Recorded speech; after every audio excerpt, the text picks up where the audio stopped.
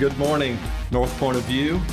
Dr. Walter Kemmsies. We're in Victory North, Savannah's coolest concert venue. Sort of in it this morning with Walter all over the place. How you doing, Walter? I'm doing great, Mark. And you? Fantastic.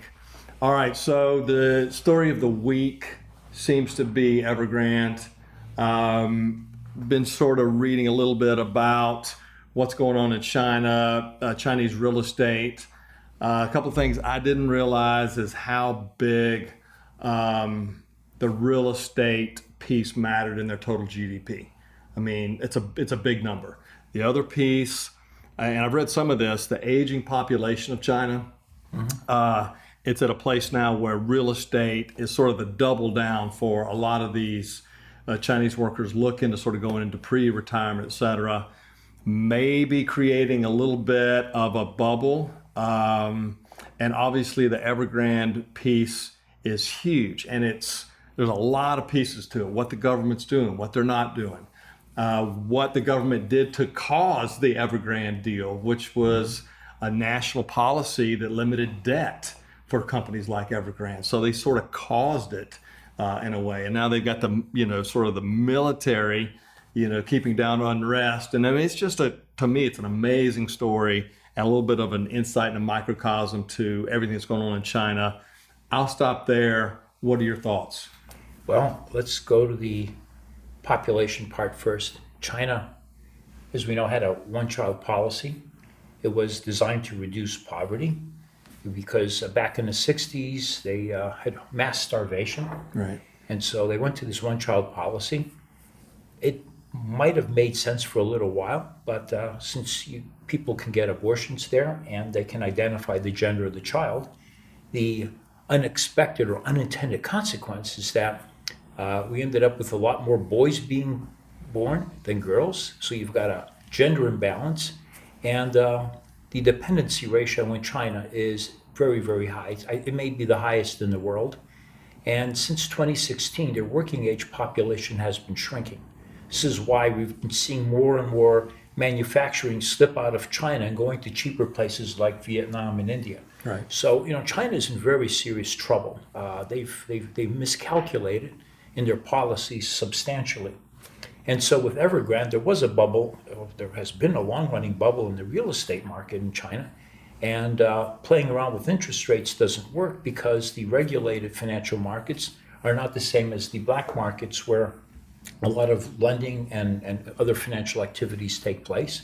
So the other effort was to try to curtail the ability of the large companies to expand. And again, this is similar to the one-child policy that was in there too long. It's exactly what you said. It's triggered a problem. Yeah.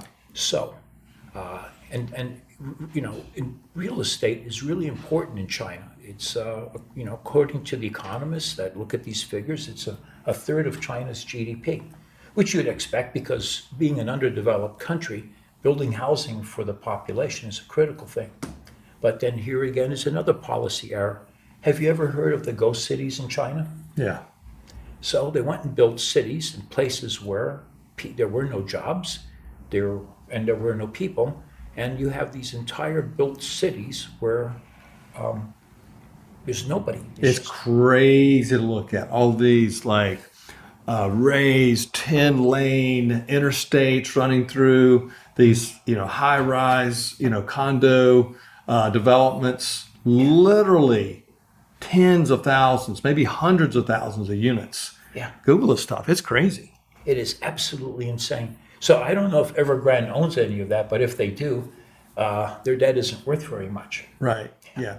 And so ultimately question, and what the markets were, reacting to earlier in the week, was this, sort of ripple effect that, okay, you're going to have,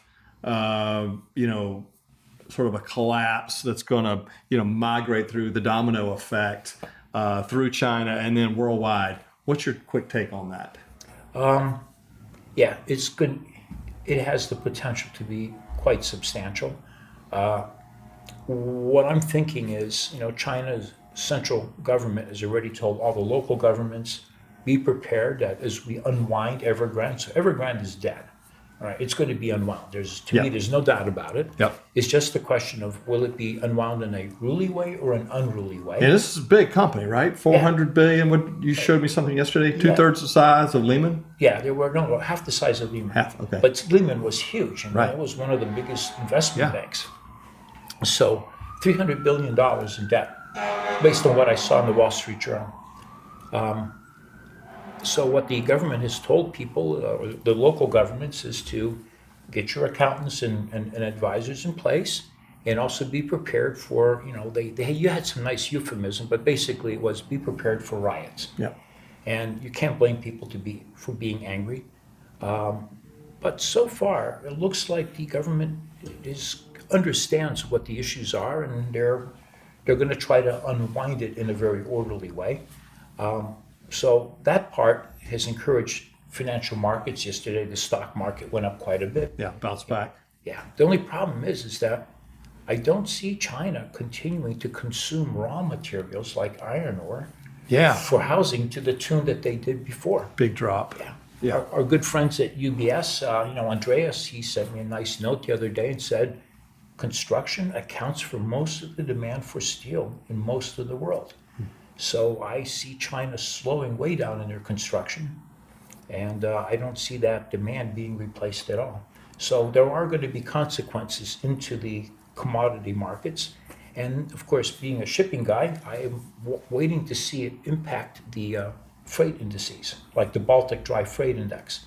It's still way up high, but I think that's... So connect the dots for me on that. I'm not tracking with you. So how does the Evergrande deal translate into issues in shipping?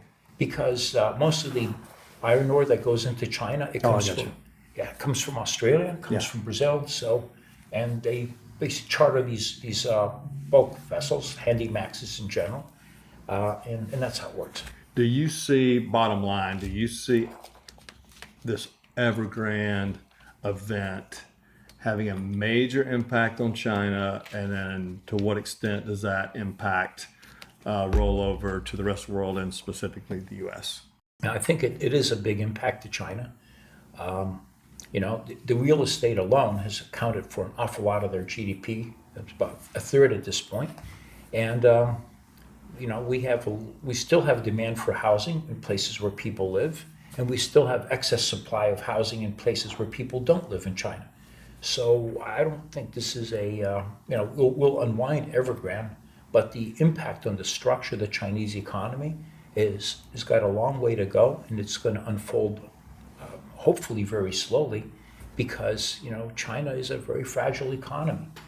It's, So interesting to think about when you say that. China is a fragile economy. yeah, All right, hey, let's stop there. More to come on this. you got it. Walter, always great to be with you. Hey, take care, man. Thanks, man. See ya.